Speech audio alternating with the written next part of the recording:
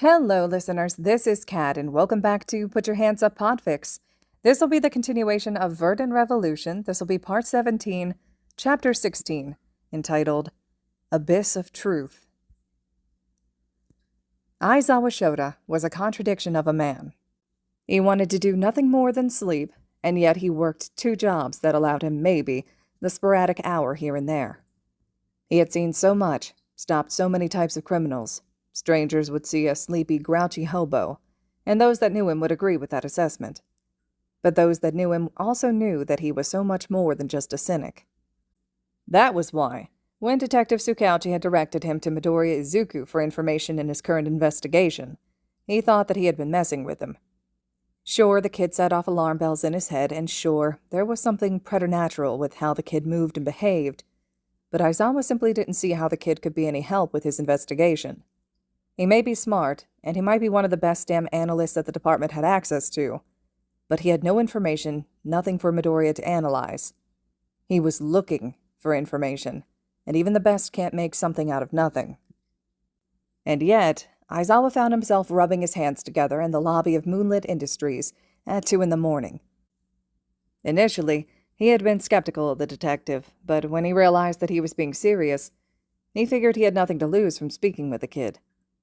He had intended to keep an eye on him anyway, especially if he was going to end up a student. If the visit yielded actionable intel, then all the better.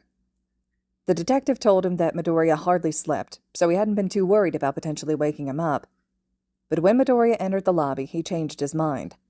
The kid had dark bags under his eyes, and his eyes, while awake, were a little too glassy for his liking. His fingers twitched as if he was resisting reacting to invisible phantoms known only to him. "I'm sorry if I woke you up. I was told you might be able to help me." Izuku took a deep breath, and it was almost as if he became an entirely different person. His eyes cleared as he focused on Aizawa. His hands stilled, and a smile that could charm businessmen appeared on his face. "I'm not certain as to what I could be of help with, Eraser, but I can certainly do my best to try." Izuku motioned for Aizawa to follow him back into the facility before he continued on the way to his office. "You did wake me, but don't worry about that. I don't tend to sleep much more than a few hours every few days. It works well for me usually, but I was having something of a nightmare, so your arrival was fortuitous on my part." Izuku motioned for Eraser to take a seat as he took one behind his office desk. "Tell me, what can I do for you this fine morning?" Aizawa weighed the kid's explanation of his ragged appearance against his need for information, and decided that in this case, the information won out. He had no reason to pry. For all he knew, it was exactly as the kid had said and nothing more. "I'm here looking for information on the Church of Clarity. I was told by a mutual acquaintance of ours that you might be able to tell me something." Izuku narrowed his eyes, and for the briefest of moments, he could have sworn there was surprise on the kid's face. I've certainly heard of the name before, though I'm not really sure what I could tell you that you'd be unable to find out from the streets. They're a new pseudo-religion that has cropped up and gained some traction in the last few years. Why? What's your interest in them?" Aizawa sighed and leaned back. He hadn't expected the kid to know even that much. They weren't terribly well known because they were seclusive. When they recruited someone, it was like they dropped off the face of the earth. "I'm looking into a series of disappearances that seem to link back to them. Right now, I don't have much other than their name. I don't know what Tsukauchi had expected you to know on a cult that pro-heroes can't even find anything on." Izuku stiffened in his chair, and his eyes became sharp, locking with Aizawa's. "You said that Namasa sent you to me for this. What were his exact words?" Aizawa stiffened at the gaze. He was no longer leaning back because that look promised reprisal if he was lying to him. The attitude switch reminded Eraser that Nezu had rated him enough of a danger to bring both Snipe and himself to a simple meeting. It perturbed him more that the kid had so easily lulled him into that false sense of security. His exact words were, and I quote, "If you really think that they are going to be a danger, go see Izuku at Moonlit Industries. He'll help you if that is the case." Izuku's gaze bored into Aizawa, sending a chill down his spine. "And? Do you? Is the Church of Clarity going to be an issue?" "I believe so, yes. Otherwise I wouldn't have bothered you at this time of day. That would be illogical." "Fuck." Izuku tapped under his ear, first connecting to May. May, sorry to wake you, but I need you down here in my office ASAP. Things just got complicated again. I'm already awake. I couldn't go back to sleep after that nap in the foam. I'll be down in just a moment. Do I need to bring anything with me, or is this more of a verbal sparring kind of situation? There was a pause for Aizawa, but he could have sworn there wasn't a communicator in the kid's ear. So who the hell was he talking to? Izuku looked back at Aizawa, and he could see the kid sizing him up. Coffee. We're all going to need coffee for this. Another pause. Yeah, grab my special blend for this. Midoriya took his hand off his neck and immediately picked up the desk phone. Aizawa was about to ask what he was doing when Midoriya set the phone down and set it to speaker. The line clicked, connected, and they both heard the slow, tired tone of Detective Tsukauchi recite his name and ask how he could help them. Sorry for waking you now. I know you needed more than me, but I do have to confirm something important. Did you send a racer to me for information? There was a brief pause across the line as the waking detective yawned and tried to pull his mind into coherence. Yeah, I did. Why? Izuku continued to look at Aizawa, though he relaxed marginally. If he's there for information, then you can trust him. If that's it, I'd really like to get at least another 2 hours of sleep before getting back to work. Izuku chuckled. Yeah, now, that's all I needed. Thanks, and get 6. You can't solve any cases if your brain is clouded by fatigue. Izuku clicked the phone back in place, took a deep breath and sighed heavily, rubbing his eyes. Before Aizawa could ask him what that was about, the door to the office clicked open, and May came strolling in with a coffee pot and 3 mugs. The glorious aroma of dark roast coffee filled the air and made Aizawa's mouth water. When May filled a cup and handed it to him, he could have sworn that she was an angel. A very tired angel that was wearing, somehow, greasy pajama pants and a tank top that was missing one of its straps. But at that moment to Aizawa, an angel all the same. When he took his first drink, he decided that she was actually a demon temptress in disguise. Oh, don't get him wrong. The coffee tasted like ambrosia on his waiting palate, but the jolt that went down his spine couldn't have been natural. Whoa there! You may want to slow down on that. Izuku's blend of coffee has enough caffeine in it that it could legally be considered a medical stimulant. This is for sipping, not chugging.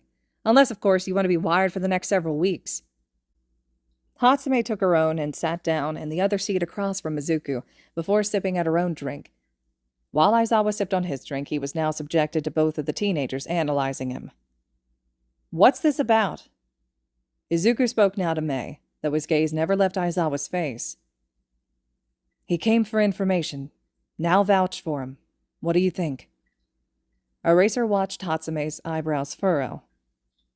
Well, I don't know you, Eraser, but I trust the detective's judgment. He's proven himself on multiple occasions. Besides, he jumped into a gunfight without any information to try to help you, so that counts for something, doesn't it? Izuku took a moment to stare into his reflection in the dark fluid of his cup, before he tipped it back and drained his mug in one go. Hatsume shuddered at the sight, and Aizawa couldn't help but be a bit impressed. If it were anyone but you, Aizawa. Izuku shook his head and began explaining himself. I don't try to keep it a secret, but I don't have a particularly positive view of heroes nowadays. Don't get me wrong, there are some that do good work, but a vast majority are in it for the money and fame. It's wrong. But you, and a few of your nighttime co-workers, are different. You came into that firefight to save someone that you didn't know against unknown enemy combatants in an unknown situation. Then you avoided the media hounds like they were a plague. If I'm being honest, that one earned you points with me. Izuku rolled his shoulders and cracked his neck, one hand against it. But what got you my respect is your track record. You've had your hero license since you graduated from UA at 21. You were invited back by the president to teach at 22, and have both taught and patrolled since then. As much to please your husband, I'm guessing. Otherwise, I doubt you would have taken the teaching role. Out of the 480 students you've had since then, barely 96 have made it to their senior year, and out of those, only 48 have graduated with you as their professor. Those 48 students have since gone on to become heroes that can be proud to be called such. You don't train the many. You train the elite, and it shows. Aizawa stiffened in his seat again. The coffee had been getting him to relax, but the kid knew too much. He knew that Nezu hadn't given the kid his files, so how the hell did he know as much? Before he could open his mouth to question him, the kid locked him in place with a stare as he continued. If you were any other hero to ask me for information, even with Detective Tsukauchi vouching for you, I would have turned you away. But I know that you won't betray that trust, and I know that you can understand the need for the gray zone of heroics sometimes. That being said, let us get you your information, shall we? Aizawa watched Midoriya pour himself another cup of the black poison while speaking seemingly to the air. Phoenix, prep the data room. We'll be making use of it for this endeavor. Acknowledged. Shall I prep all data regarding the Church of Clarity that we have? Izuku gave the affirmative, as Aizawa jerked at the voice emanating from seemingly nowhere. That is the facility's caretaker. She's an artificial intelligence by the name of Phoenix. Treat her with the same respect you would anyone else. Am I understood? Aizawa was shaken for obvious reasons, but managed to nod all the same. I'll say it, just in case it isn't obvious. But everything from this point on is a secret you will take to your grave. Izuku stepped over to the bookcase and scanned the chip in his hand, revealing the security door and elevator behind it. Let's go get your information. Aizawa had no issues with elevators, or so he had thought before he was stuck in one with two creepily silent teenagers going down for the last 5 minutes. How much longer do we have? The elevator cut him off when it slowed to a stop and the doors opened. Ahead of them was another lobby, and after having passed through it, a long corridor. Izuku turned at the first door and gestured for them to head inside. How deep are we, Midoriya? About 4 miles under the surface, and before you ask, no, that isn't the deepest. The deepest is at 6 miles. Those are the hot labs that we can detonate if an experiment goes wrong. Aizawa blanched before turning to him. Detonate? Go wrong? What exactly are you testing down here? Izuku just smiled at him and again gestured him inside. When he passed through the doorway, the confusion he had been feeling didn't abate. They were in a lit, circular room with only a couple chairs. Then the world lit up, as if a million stars were trapped underground with them. The lights swirled for a moment before coalescing into images and models of people in front of them. Holographics. It's a technology we're hoping to soon release to the public. The only issue left to iron out is with ray tracking with fast alterations. Either way, Phoenix, it just occurred to me, cross-reference these files against the police database so Aizawa has a starting point when he heads into the station. Confirmed. Cross-referencing COC files with the police database. Displaying results. The lights swirled again, and several more files appeared alongside the ones that were already floating around. All right, first off, we've not been able to identify the head of the cult. Several people pop up repeatedly, but we've not found the leader yet. This here is the second in command from what we can tell. Izuku grabbed one of the folders and flicked his wrist towards the center of the room. Light burst from the folder, and now in front of them were a series of photos from varying angles, all high definition, and all from different parts of the city. He goes by the name of Ancier, and leads the local chapters of the church. Aizawa shook his head. This is all incredibly illegal. Midoriya just snorted. Law enforcement currently has more discretion than ever before in history to put people in prison. Heroes are even worse. They can practically hand someone off to the police with nothing but their word, and the police will have to take them. What this is, Aizawa, is incredibly useful. The other major recurring character is this man, though he's far more careful to limit how much he is seen. Izuku once again grabbed a folder and brought up the images alongside the previous ones. In the air floated the image of a black cloud, wearing a rather elegant suit. If I had to guess, he has some form of transportation quirk, because any time we try to track him, we lose him almost immediately. What about invisibility? May shook her head and chimed in, from where she was parsing through several police documents and collaborating them with their own information. Nope. If that were the case, we would have picked them up on any number of the other sensors, IF, radiation, etc. They are just gone. Poof. Midoriya continued on from there to explain their base of operations here in Japan, and the locations that they had sussed out thus far. It was only when Aizawa asked what their MO was that May and Izuku hesitated, looking at each other. See, that's where it gets a bit strange. Izuku grabbed several of the images floating in the air and shuffled them back into hollow folders before grabbing another couple of folders and pulling bits of them into the air. They are worshipping a deity by the name of Azathoth. If that name sounds vaguely familiar, it's because it's from the Necronomicon, as in the Book of the Dead that appeared in the early 20th century author H.P. Lovecraft's works. The deity first appeared in Lovecraft's 1922 unfinished short story, Azathoth, before appearing in multiple other Lovecraft stories, most notably The Dream Quest of the Unknown Kadath. Aizawa just stared at him. "You're fucking with me, right?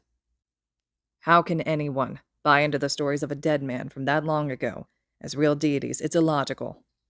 Midoriya just shook his head. "Honestly, I wish I was, especially since the disappearances are a factor now. From what I can tell, the group has begun hailing the man as a prophet, trying to show us the truth in a time where he would have been considered crazy if he'd claimed it was real. I'll attach the relevant information and stories for you to peruse if you'd like. As for belief, well, isn't that what all religion is? Belief in something bigger than themselves. Most notably that someone has always been written down first. Besides that, think about how easy it would be for a leader to manipulate the belief of such a thing nowadays. All it would take is one person with a squid quirk crying that Cthulhu is coming." Izuku shook his head. That was a debate for a different time, place, and audience. Regardless of what they believe, there was some real nasty stuff in those stories, dark shit that if they're trying to replicate, puts a whole new twist on these disappearances. By the time that Aizawa was led from the underground portion of the facility and back out the front door, he had more leads than he could have envisioned having. Multiple suspects to track, multiple facilities to observe and infiltrate, documentation on this cult. And for the first time in months, Midoriya Izuku made a bit more sense to him. He knew what he knew, because he wasn't just a brilliant analyst, but because he'd built an information network in the Kanto region that rivaled, if not surpassed, many government agencies around the world. Nothing in this region happened without Midoriya knowing about it, and information was power. Aizawa shuddered at the thought, but felt reassured strangely. If anyone had to have that much power, at least it was someone willing to aid the police department with it. The air of the common room was filled with the scent of breakfast and the sizzling sound of meat in the frying pan. It was almost 6 in the morning, and the sun was just beginning its ascent into the sky, golden rays creeping over the horizon and filtering across the room, as Izuku cooked, and Mei sat watching him. Since they had moved into their apartments upstairs, Izuku had insisted on cooking breakfast for the two of them. It was his way of making sure she ate, and had let her do the same for him. For whatever reason, the food he tended to make was more Western in nature. When he cooked in the morning, where one would expect rice and salad, with some kind of grilled fish or eggs, Izuku would cook them something a little different each time. One morning it may have been bacon and an omelet, another morning it might have been pancakes or waffles. It had always confused her why the son of one of the top Japanese chefs had such experience with Western-style dishes, but she had always let it slide. This morning, when Izuku sat her plate down in front of her, with a smile, she finally decided to push him for answers. "Izuku, what is really going on? Not with Eraser, though the COC is concerning, but with you." Izuku took a bite of his breakfast and quirked an eyebrow at her. "What do you mean? I didn't think anything was going on." Hatsume shook her head with a frown.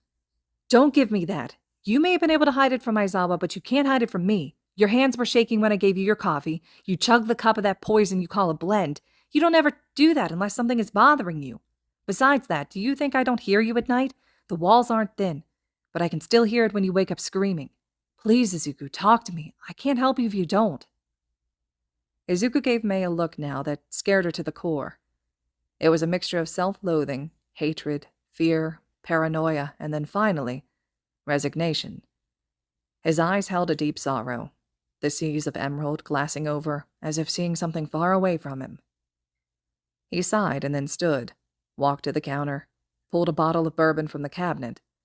Mei's eyes went wide. "I wasn't aware you drank, Izuku." He shook his head.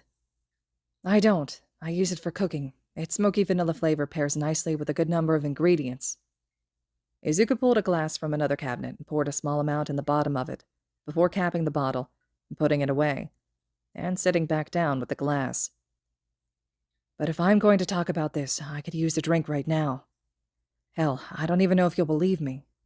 I hardly believe it myself." Izuku rubbed at his face, scratching at the 5 o'clock shadow that had formed on his face. She wasn't used to seeing him look so weathered. Usually he kept himself neurotically clean-shaven. "Do you remember me telling you about the coma I was in? That year when I was in a hospital bed instead of school?" Izuku waited for Mei to remember. When she nodded her head, he continued. Yeah, well, it was a year for everyone here. It was 18 for me. Izuku swirled the bourbon in the glass and laughed. Doesn't that sound like something an absolute madman would say? May frowned because, yes, it did sound insane. What Izuku was implying shouldn't be possible, but once you eliminate the impossible, whatever remains, no matter how improbable, must be the truth. Izuku chuckled at her quoting Arthur Conan Doyle. Hatsume sighed. Yes, you're right. It does sound crazy, but honestly, it would explain a few things. So what happened? You said 18 years, so I'm assuming you didn't spend those doing nothing. Izuku looked up at Hatsume with a look bordering on disbelief, then relief, and finally, he was just happy that she believed him. He chuckled, sipping on the alcohol. Quite right. The last thing I remember before the coma was my head hitting the brick wall of the alley where I was found. After that, it was just black for a while. I don't know how long I was in that state. It was so dark, and there didn't seem to be anyone or anything. I was just in an abyss with no one and nothing but my thoughts to keep me company.